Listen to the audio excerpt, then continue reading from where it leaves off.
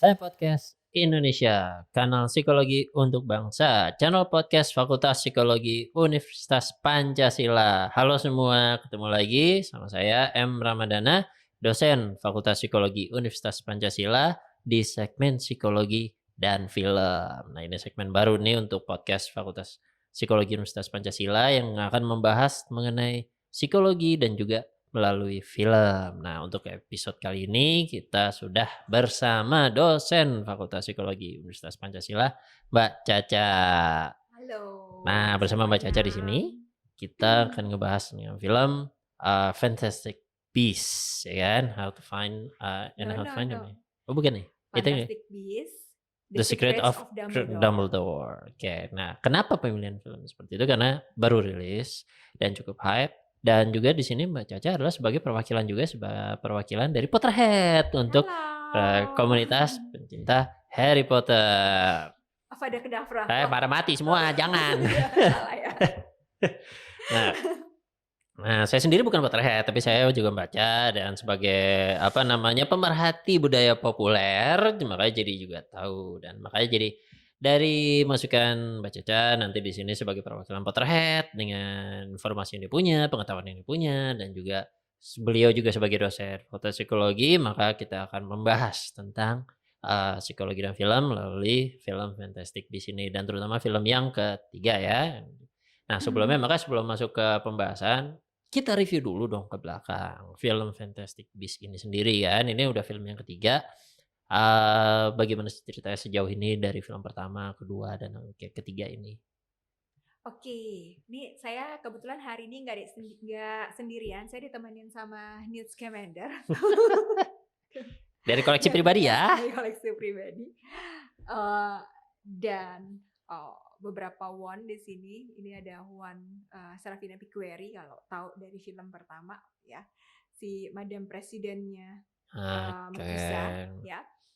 Oke, jadi Fantastic Beasts ini adalah prequelnya Harry Potter. Tapi prequel yang sebetulnya nggak terlalu nyambung sama ceritanya Harry Potter ya. Maksudnya ya ada tokoh yang mungkin kita kenal ada di Harry Potter, yaitu Albus Dumbledore, di sini juga ada gitu. Tapi ini tuh nggak cerita tentang Harry Potter, Hermione kayak gitu-gitu tuh nggak Si sama trio sekali itu ya. nggak ada Trio ya? itu nggak ada sama sekali. Voldemort pun nggak ada di film sejauh ini ya, 3 film ini. Belum lahir? Belum lahir kayak gitu. Jadi ini adalah film tentang beberapa puluh tahun sebelum Harry Potter lahir. Tahun 1926 kalau di film Fantastic Beasts satunya. Oke. Sementara Harry Potter tuh lahir 1980. Jauh. Jadi jauh banget Lily sama gitu. James juga belum lahir. Jadi Lily sama James juga belum lahir kayak gitu. Nah, jadi Fantastic Beasts ini adalah sebetulnya kalau dari film pertamanya itu tentang bagaimana Newt Scamander ini, si tokoh yang ini yang saya ada Funko-nya ini berkeliling dunia untuk bertemu beberapa hewan fantastik. Jadi Fantastic Beasts ini sebetulnya adalah Hewan-hewan buku fantasi ya, ya? buku yang ditulis oleh J.K. Rowling sebagai salah satu buku yang ada di Hogwarts, yang ada di perpustakaan Hogwarts. Jadi Emang buku belajar ya? ya buku Buku belajar. pembelajaran yang isinya tuh hewan-hewan fantastik tuh apa aja sih, Fantasi. ciri-cirinya kayak gimana sih, seberapa bahaya sih, dan buku ini ditulis oleh Newt Scamander yang disebut sebagai Magizoologist. Nih kayak yang kaos Magizoologist. saya pakai, kelihatan nggak sih Hmm. Magizoologist ya? Di film Magizoologist. ketiga tuh kelas yang diajarin sama ini ya, Hagrid ya, Hagrid ya ya, kan? Ada kayak gitu. Jadi ahli hewan-hewan sihir, Magizoologist itu. Nah, terus ternyata pada saat dia berkeliling dunia, kalau film pertama kan di Amerika, film kedua itu di Perancis, film ketiga ini lebih banyak sekali negaranya. Ada sedikit hutan Cina, diawali di hutan di China. Mungkin kita nggak tahu sih kalau itu hutan di China, tapi kalau kita tahu hewan sihirnya itu adalah hewan sihir China ya, Qilin namanya. Terus terus ya biasalah ada ke Inggrisnya ya, ada ke Hogwartsnya gitu, bahkan ke Jerman. Oke. Ada ke Berlin. Terus ditutup ke Bhutan. Oke. Jadi ada beberapa negara, dan bahkan di film ini juga walaupun Newt-nya tokoh utamanya nggak ke sana, tapi ada, oh ya, tentu saja ada ke New York-nya juga ya, ke Amerika juga ada. Dan itu ada beberapa negara lain, Brazil, kayak gitu-gitu ya, Prancis ada juga gitu di latar negara di film ini. Nah, ternyata selain tadi Newt-nya tadi keliling dunia, ada permasalahan lain, yaitu pada tahun 1920-an sampai nanti 1940-an itu ada penjahat yang jauh lebih jahat daripada Voldemort. Yang namanya Gellert Grindelwald gitu ya. Jauh lebih jahat, jauh lebih berkuasa, jauh lebih licik gitu. Yang mengacaukan dunia sihir dan magel. Itu, dan para penyihir di seluruh dunia ini berusaha mengalahkan, khususnya Albus Dumbledore berusaha mengalahkan si Gellert Grindelwald. Karena kalau kita tahu di Harry Potter kan memang Albus Dumbledore adalah penyihir paling kuat gitu ya, yang ditakuti Voldemort juga bahkan. Nah, di sini kita akan melihat seberapa kuat sih Albus Dumbledore tersebut gitu. Premisnya menarik ya, agak-agak kayak National Treasure / Indiana Jones for Magical Creature berarti ya di situ ya. Makanya premisnya sebenarnya menarik sekali itu. Nah, itu kan film 1, 2, 3. Khususnya di film 3 ini dengan judul The Secrets of Dumbledore gitu ya. Nah, hati-hati spoiler. Atau rahasia Dumbledore. Secrets berarti rahasianya nggak cuma satu. Rahasia Dumbledore gitu ya. Itu mulai terbuka. Mungkin ini nggak terlalu spoiler, karena kalau di buku Harry Potter tuh juga, di novel Harry Potter udah dijelaskan gitu ya, bahkan J.K. Rowling udah sempat ngomong ya bahwa rahasia yang pertama adalah Albus Dumbledore is gay. Gitu. Jadi, dan pasangannya, cinta pertama dan terakhirnya sepertinya adalah si musuh utamanya dia si Grindelwald gitu. Jadi ada salah satu rahasianya ini, bagaimana pasangan kekasih akhirnya menjadi musuh buyutan. Gitu. Kayaknya di Indosiar atau di SCTV itu potensi diangkat jadi sinetron baru itu, kisah seperti itu ya. Ini itu cukup pertanyaan juga ya, dengan judul Fantastic Beasts dengan premis keliling dunia mencari magical creature, sehingga kan jadi kayak keberadaan Albus dan Grindelwald ini menjadi kayak ada apa dia kisahnya, perburuan hewan, apakah mereka sama-sama memburu hewan yang sama atau bagaimana. Dari situ kan persoalan polemik dari pengembangan film Fantastic Beasts ini kan ya.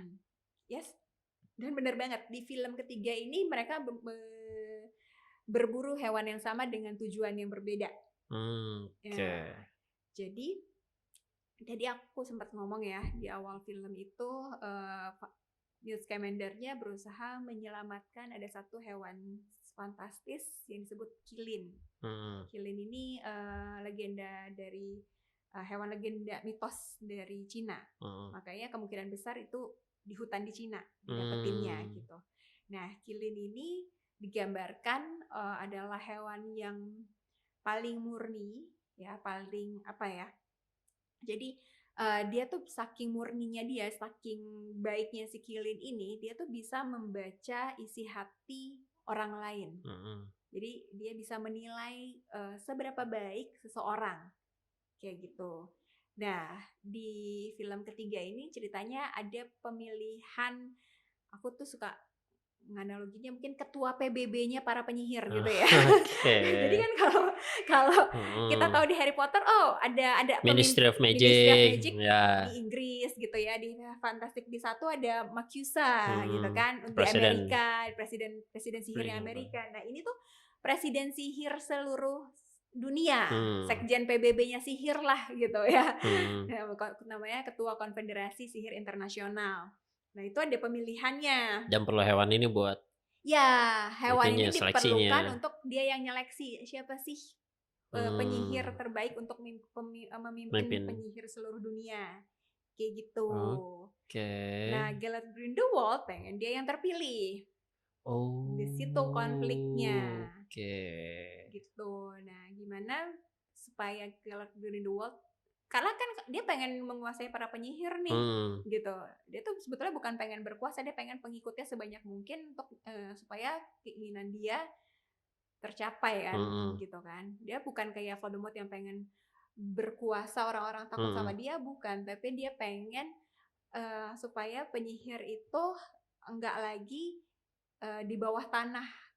Keluar lah ya, tampil, Gitu. nggak perlu bersembunyi. Nggak perlu bersembunyi gitu, supaya apa sih, Muggle tuh ya bertekuk lutut di bawah penyihir kan, sebenarnya pengen itu. Tapi kan kebanyakan penyihir nggak mau kayak gitu kan.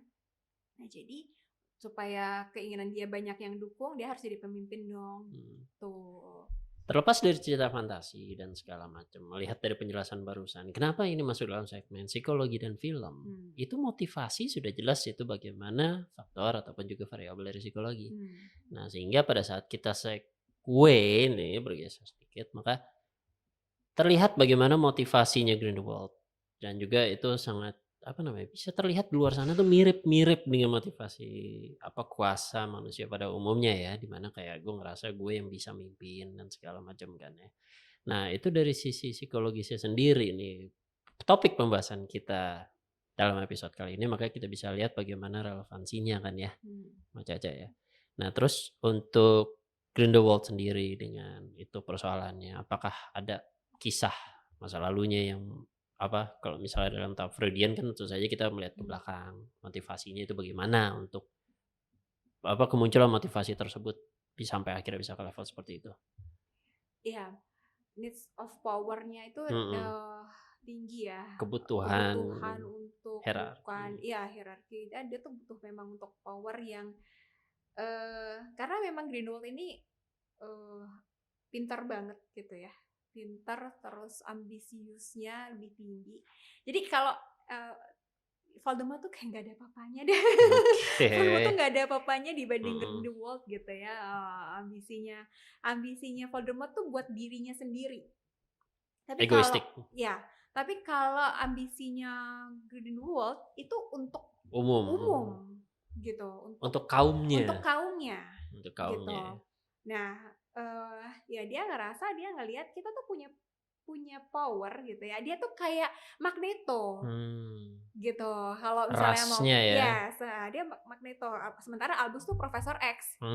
Gitu. Kelihatan kalau misalkan dianalogikan tuh kayak gitu ya. Mungkin buat yang lebih awam gitu, mungkin kayak gitu. Jadi dia ngerasa bahwa kita tuh punya power, kita punya kekuatan yang sebetulnya bisa dipakai untuk membuat dunia lebih baik loh. Muggle tuh merusak dunia loh, gitu. Tadi Fantastic Beasts 2 diliatin, Muggle tuh bakalan bikin perang dunia. Dan kan memang gitu ya, ada di tahun-tahun itu dia tuh sudah bisa memprediksi bahwa Muggle bakalan bikin perang, bikin ngancurin dunia. Kita yang punya kekuatan lebih harusnya bisa mencegah itu, dan kita tampil untuk mimpin. Kenapa kita malah di bawah tanah tersembunyi gitu istilahnya, kayak gitu kan. Kita nggak boleh memperlihatkan kekuatan kita dan segala macamnya kayak gitu. Nah itu yang dia berusaha tunjukkan ke orang-orang kayak gitu. Dan banyak yang setuju gitu. Orang-orang jadi pengikutnya Grindelwald itu karena ya politik ya. Grindelwald tuh ininya politikus ulung lah gitu. Maksudnya dia bisa menarik minat orang-orang untuk akhirnya milih dia gitu. Kalau Voldemort kan dengan ketakutan. Orang-orang kalau lo nggak ikut gue, lo mati gitu. Kalau Grindelwald nggak gitu. Oke, jadi memang ada teknik ataupun cara pendekatan yang untuk yang satu Voldemort dulu menggunakan rasa takut, rasa fear, penekanan untuk kayak ikut gue atau mati. Sedangkan kalau Grindelwald lebih lo ikut gue, lo akan dapat hidup yang lebih baik. Lebih ngayomin gitu. Ya. Kebayang juga kalau misalnya kayak begitu gimana kayak ngasuh anak ya.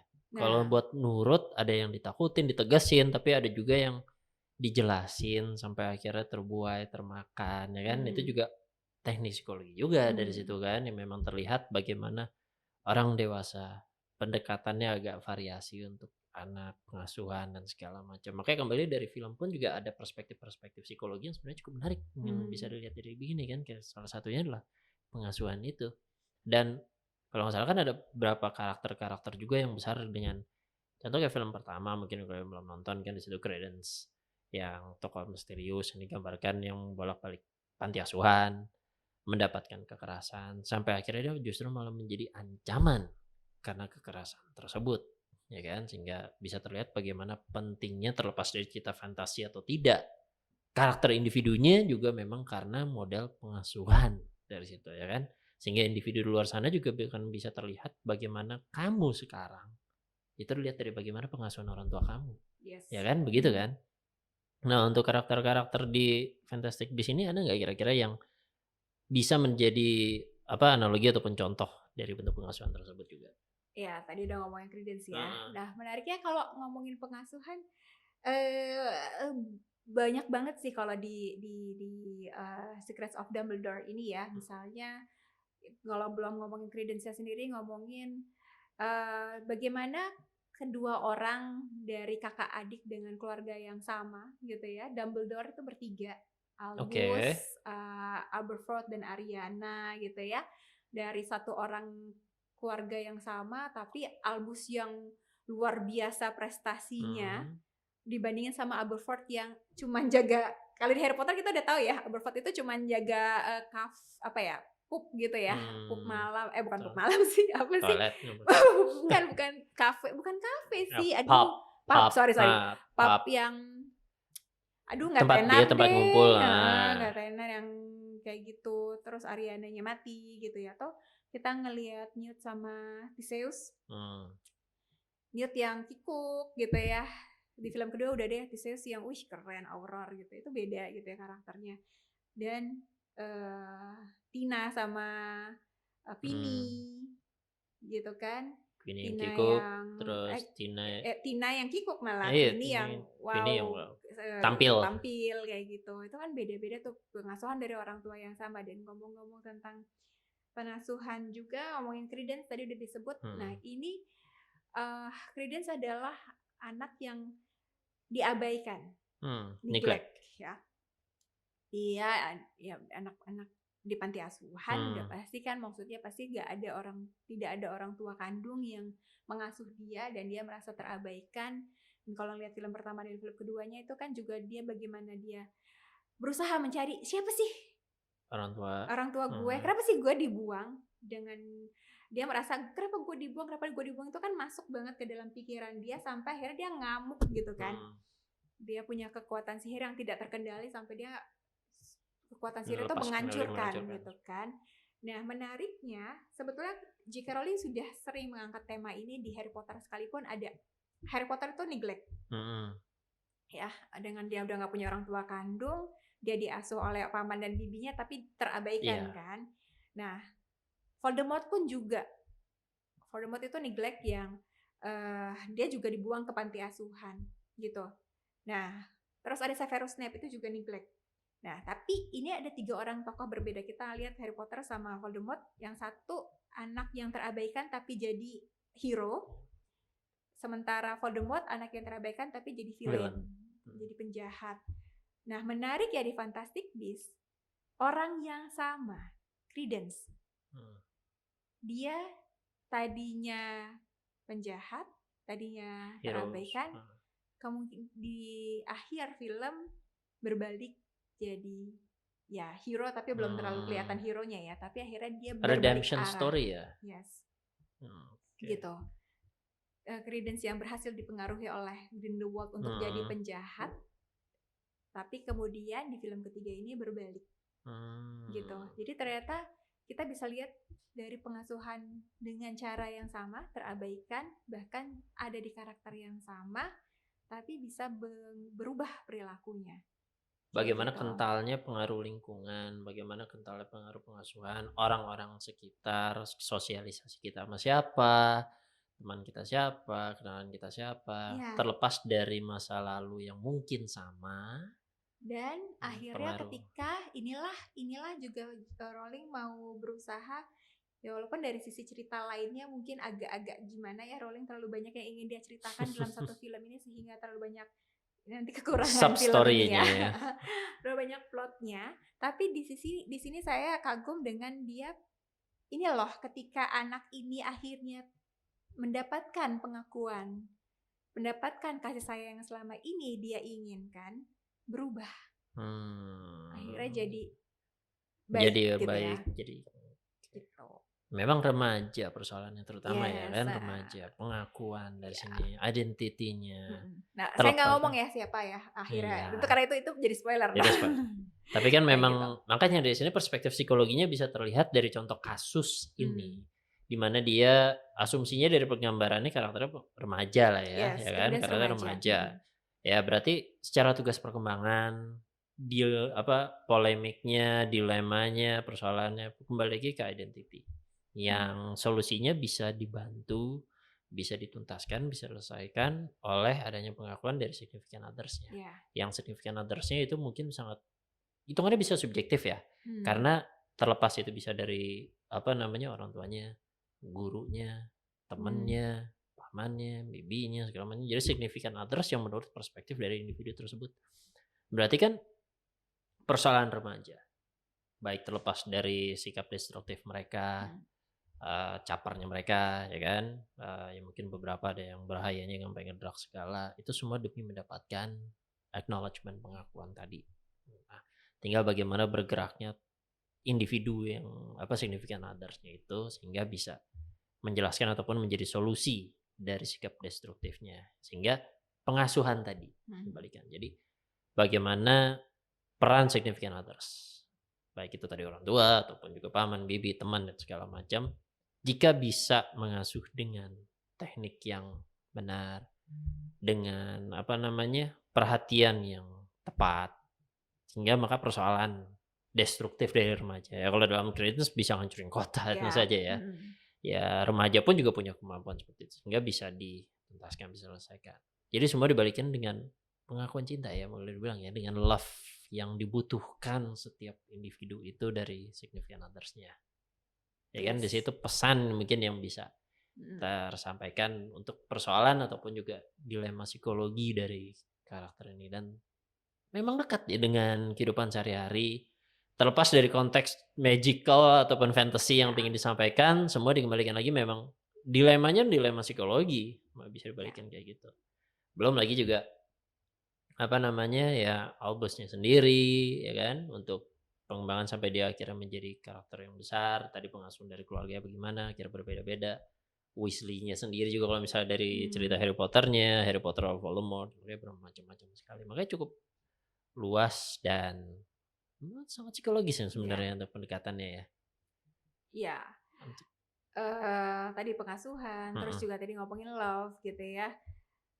Nah di sini juga banyak bucin. Nah, buat di luar sana nih buat yang ini banyak banget cerita bucinnya gitu ya. Tadi Albus sama yang Grindelwald-nya gitu, itu toxic relationship sebetulnya gitu. Dan ya ini mungkin ya bagaimana kadang kan kita tahu ya bahwa pasangan kita itu anggaplah jahat lah gitu ya, anggaplah jahat gitu. Albus tahu Grindelwald itu jahat gitu.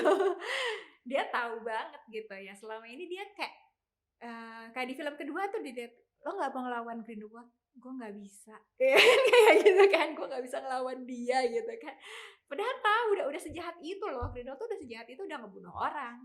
Udah judul film kedua aja The Crimes of Grindelwald gitu. Kayak udah kriminalnya banyak banget gitu, crimes ada S-nya, berarti kan banyak kriminalnya gitu. Tapi ya dia nggak bisa, dia cuma bisa ngelawan dia tuh yang sekuat dia tuh cuma lo, tapi gue nggak bisa ngelawan kayak gitu. Ya walaupun ada sisi hal lain ya, bukan karena cinta doang dia nggak bisa ngelawan. Cuman di film ini juga sebetulnya itu simbolik ya menurut aku tuh dia itu simbolik. Dia tadi yang nggak bisa ngelawan terus akhirnya dia bisa ngelawan, itu sebetulnya simbol bahwa akhirnya gue bisa lepas dari toxic relationship ini gitu. Walaupun mereka udah nggak menjalin hubungan secara langsung, ketemuan sering lagi, tapi masih ada perasaan gitu ya. Masih ada perasaan yang mereka saling simpan untuk akhirnya mereka nggak bisa saling lawan nih gitu. Perasaan itu dalam bentuk, kalau di film kedua udah nonton ya, kayak liontin. Liontin yang isinya darah mereka berdua diikat di dalam liontin itu. Selama liontin itu masih ada, mereka janji darah kayak mereka nggak bisa saling nyerang kayak gitu. Nah di film ini bagaimana liontin itu akhirnya hancur. Akhirnya mereka benar-benar lepas dari simboliknya ya. Simbolik itu. Kemudian sekarang juga tren toxic relation juga udah kemana-mana ya kan, dan mungkin ada beberapa yang buat bercandaan sebenarnya meskipun labelingnya kurang cocok, tapi kayak untuk sadomasokis yang kayak memang dia stay pada toxic relationship itu karena memang dia mendapatkan kenikmatan tersendiri dari siksaan yang dia dapat dari relationship itu, yang secara psikologis lagi-lagi tidak sehat dan tidak sebenarnya harus bisa ditinggalkan, bisa berubah ataupun semacamnya, ya kan? Itu dia, pasti ada resikonya kan, ketika akhirnya Albus oke, gue intinya kita putus ya gitu ya, ada kalimat yang mengarah ke sana lah. Terus Grindelwald ngomong gini, oke, tapi itu artinya nggak ada lagi yang cinta sama lo mau gitu. Mungkin kan kita selama ini nggak mau meninggalkan hubungan toksik itu karena kalau gue putus dari orang ini berarti nanti nggak ada lagi yang mencintai gue kayak dia gitu. Nah itu risiko yang harus diambil gitu kan oleh Albus untuk berpikir jernih, ini orang jahat gitu. Ini orang jahat bukan cuma sama gue dalam hubungan ini, tapi juga masa depan untuk orang-orang banyak gitu. Nah itu mungkin itu pesan yang bisa diberikan gitu ya, hasil analisis kita dan segala macam dari perspektif psikologinya ya kan, dan mungkin juga bisa membantu yang sedang terjebak dengan toxic relationship yang di luar sana kalau ada penggambarannya, dan solusinya tuh sebenarnya ada. Dan ketakutan untuk tidak ada yang mencintai lagi dan segala macam itu sebenarnya bukan hanya untuk yang sedang berada dalam toxic relationship, buat yang nggak ada relationship pun juga sedang menakutkan. Jadi memang persoalannya dan probability sebenarnya sama ya kan. Tapi in the end yang namanya love, yang namanya cinta, kalau misalnya kita lihat juga dalam triangle Sternberg ya kan, dari situ juga akan terlihat sebenarnya kan variasinya macam-macam ya. Yang namanya bentuk cinta yang bisa kita terima juga bermacam-macam, dan kita bisa mengartikan cintanya pun juga bermacam-macam. Ada kedekatan yang memang secara interpersonal, lawan jenis. Ya sekarang udah ada beberapa yang sama jenis juga. Tapi ada juga untuk kedekatan yang antar kolega, ya kan? Kedekatan pertemanan, kedekatan kelompok, dan bermacam-macam. Sternberg pun juga sudah menjelaskan dalam triangle-nya itu, dalam segitiga cintanya juga memang pengertian cinta itu sebenarnya luas. Tidak hanya sebatas pasangan saja kan. Pertemanan pun juga bisa menunjukkan rasa cinta yang cukup tinggi dan cukup besar. Dan terkadang pertemanan kuat sekali dibandingkan dengan relationship sih. Jadi memang sangat luas sekali kalau misalnya kita bilang cintanya itu, sehingga ketakutan dalam tidak mendapatkan cinta setelah lepas dari toxic relationship sebenarnya sangat subjektif juga ya. Karena kita bisa melihat ya lepas dari toxic relationship mungkin kita bisa mendapatkan tadi cinta sama dengan teman dan segala macam, mungkin beberapa dari keluarga ya, sehingga maka lebih luas juga ya, saudara, atau juga move on ternyata dapat yang lebih baik gitu ya. Kayak kalau di film kedua dia move on dari Lita terus dapat Tina kayak gitu ya. Di film ketiga ini juga Theseus juga kan akhirnya karena Litanya mati di film kedua, udah mulai kelihatan nih dia move on untuk dapat cinta baru gitu ya. Walaupun belum gamblang ya, tapi ini udah kelihatan nih, kayaknya bakalan sama yang ini nih kayak gitu. Ya sedikit kelor Superman putus dari Lana dapatnya Lois. Ya kayak gitu. Jadi memang masih ada di luar sana potensinya dan segala macam. Kalau misalnya memang udah toxic, ya memang sebaiknya cepat ini sebelum nanti tambah lama, tambah jauh, tambah rusak. Karena memang seharusnya kalau terlalu dipaksakan itu bukan love, karena itu poinnya di situ kan. Ya. Tapi ada yang memang bisa diperjuangkan, misalkan kayak Jacob dan Queenie kayak gitu. Jadi banyak sih cerita cinta di Fantastic Beasts 3 ini kayak gitu. Dan dalam hidup pun juga cukup banyak tuh bagaimana. Jadi kamu sendiri yang menuliskan kisah cinta kamu sendiri, kan? Oke, pembahasannya sebenarnya cukup menarik sekali. Ini sebenarnya bisa banyak lagi hanya dari film ini yang bisa dibahas, terutama juga mungkin ada satu lagi juga agak unik ya dari Fantastic Beasts, ceritanya juga hewan dan segala macam, bentuk komunikasinya juga yang dia lakukan untuk hewan-hewannya itu juga cukup menarik dengan bahasa tubuh ya, karena kita dengan hewan piaraan lah ya kan, sama ya mungkin ada piara anjing, ada yang piara kucing, ada yang piara biawak, ada yang piara burung, macam-macam kan. Siapa itu juga piara biawak? kayak Pasti kan juga ada cukup banyak tuh ya kan, ilmu yang bisa dari situ. Dan dalam psikologi sendiri juga dengan penggunaan teori apa namanya, animal behavior kan, etologi itu kan juga pendekatan dan salah satu materi dari psikologi perkembangan di Fakultas Psikologi Universitas Pancasila. Ini dosennya dua-duanya yang mungkin bisa belajar lebih jauh dari situ kan juga kembali dari Fantastic Beasts juga ada beberapa contoh-contohnya kan, untuk seperti itu. Ya, etologi itu kan ilmu yang membahas tentang perilaku hewan yang akhirnya kita bisa kembangkan bahwa itu juga kita bisa bahas beberapa perilaku manusia yang ternyata mirip dengan beberapa perilaku hewan ya. Misalkan kalau mahasiswa tuh hibernasi biasanya. Hibernasi iya, ya. di kelas tuh hibernasi mereka. Itu juga itu sebenarnya perilaku beruang yang kalian tiru gitu. Iya kan. Kayak gitu. Biasanya yang tenar itu attachment ya kalau dari Bowlby gitu kan ya. Tapi kita nggak bahas itu. Oke. Jadi sebetulnya yang menarik adalah ketika kita berusaha beradaptasi dengan suatu lingkungan yang baru, kita itu harus masuk ke lingkungan tersebut gitu ya. Untuk mirip dengan penduduk asli lingkungan itu gitu, supaya kita aman gitu. Kita jangan menentang tapi kita samain budayanya kan, sebetulnya kayak gitu. Adaptasi gitu kan. Kalau kata Darwin juga kan yang paling bertahan ada perubahan adalah yang paling bisa beradaptasi. Nah di film ini kelihatan pada saat adegan ini saya nggak spoiler karena ini ada di trailernya gitu. Jadi Newt itu ada adegan Newt itu berusaha nyelamatin kakaknya dari penjara sihirnya Jerman. Ini menarik, ini bisa panjang lebar sih saya ngomongin penjara sihir di dunia sihir gitu ya. Penjara sihir ini saya sedikit ngomong deh. Kalau penjara sihirnya di Inggris kan Azkaban. Iya, kita cuma Azkaban doang. Itu bikin depresi. Itu kan si Dementornya bikin ngisap kebahagiaan kan baru jadi depresi ya. Jadi orang yang dipenjara di Azkaban bakalan kena gangguan mental karena depresi. Kalau pernah lihat di Fantastic Beasts 1, penjara sihirnya Amerika itu diambil kenangan-kenangan indahnya itu, terus dikasih delusi. Jadi orang jadi gangguan kesehatan mental juga kalau di Amerika. Tapi kalau di Jerman itu dihukum secara fisik, dibunuh dengan cara ada beast yang namanya Manticore. Manticore itu gabungan beberapa hewan. Salah satunya adalah kalau di Fantastic Beasts ini ada kayak kalajengking gitu ya. Kalajengking dan kepiting gabung raksasa gitu. Betulnya ada, kalau hewan aslinya tuh dia ada kayak singanya, cuman di film ini nggak kelihatan bentuk singanya, nggak ada gitu kalau yang itunya. Jadi ada manticore dewasa yang gede banget raksasa di dasar tanah gitu.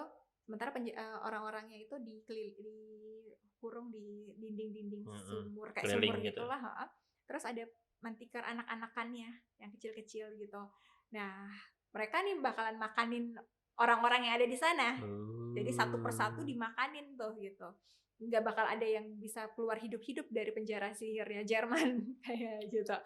Nah, itu ceritanya si Manticore ini punya Manticore yang anak-anak itu, yang masih kecil-kecil itu. Jadi ada satu induk yang gede. Kayak kalau di Harry Potter, film Harry Potter kedua ya, laba-laba raksasa gitu kan.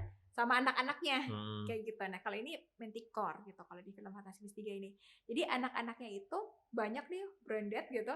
Si Newt mau keluar gimana caranya? Nah Newt itu dengan cara dia ngikutin gerakan Manticore-nya. Jadi Manticore itu kayak kepiting gerakannya. Gerakannya tuh kayak nyamping. Nah itu kayak mimikri gitu ya. Nah di situ disebutin sama Newt. Kan kakaknya nanya gimana kita keluar?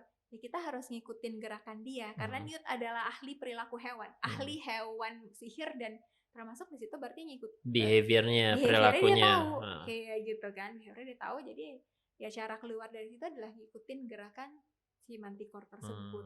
Akhirnya yang benar berhasil dengan kita beradaptasi nyesuaiin dengan keadaan lingkungan yang sangat berbahaya itu. Gitu. Makanya untuk ketemu behavior hewan pun juga memang ada beberapa teknik. Kayak misalnya ketemu beruang atau ketemu serigala ataupun ketemu hewan-hewan buas lainnya, kita harus menunjukkan ketundukan dari situ kan, bukan menunjukkan kuasa, bukan menunjukkan power. Kalau enggak malah diserang, ya kan. Dari situ kita harus menunjukkan ketundukan dengan menunjukkan bagian tubuh yang terbuka ataupun menunduk ataupun semacamnya. Bahkan di film Harry Potter ketiga yang pada saat dengan hipogrif ya, dengan hipogrif juga diajarin nunduk dulu ya kan, untuk menunjukkan hormat dan segala macam, sehingga beberapa behavior dalam Animal Kingdom bisa dilihat bagaimana juga perilakunya dalam dunia manusia ya kan, bagaimana behaviornya. Maka dalam mitologi tadi yang meskipun sebenarnya makin kesini agak ironis ya, kalau saya lihat manusia jadi semakin kayak hewan, hewan malah semakin kayak manusia ya. Hewan udah mulai bisa hidup berdampingan dengan berbeda spesies. Kucing sama anjing udah bisa andang, kucing sama kelinci udah bisa andang, kucing sama tikus udah bisa andang. Ya ini sesama manusia berantem aja terus.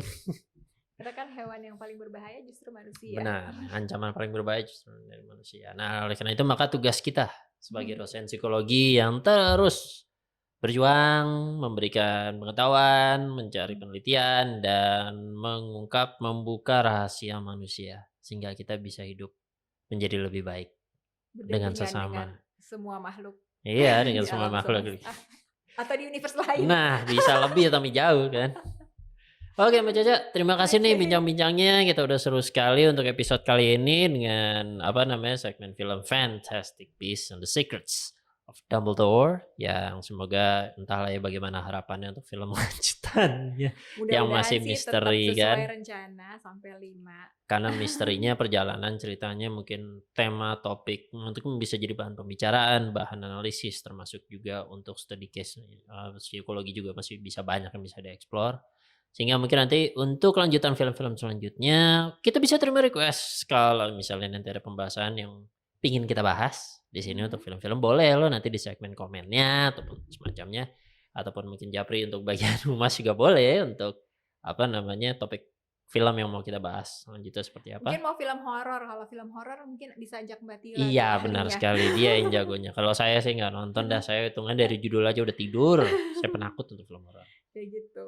Oke, terima kasih Mbak Caca waktunya, pembahasan, infonya, pengetahuannya untuk sharing-sharingnya kali ini. Semoga kita bisa lanjut lagi di pembahasan topik kita lainnya. Mungkin ada spell penutup? Yes, mungkin kan untuk matiin cahaya Nox. Okay. Sampai jumpa di kesempatan ataupun di bincang-bincang kita selanjutnya. Jangan lupa komen kalau misalnya ada masukan ataupun input ataupun pembahasan yang ingin bahas. Sampai di sini sama saya M. Ramadana, dosen Fakultas Psikologi Universitas Pancasila, dan Mbak Caca, dosen Fakultas Psikologi Universitas Pancasila. Kita ketemu lagi di lain kesempatan. Nox.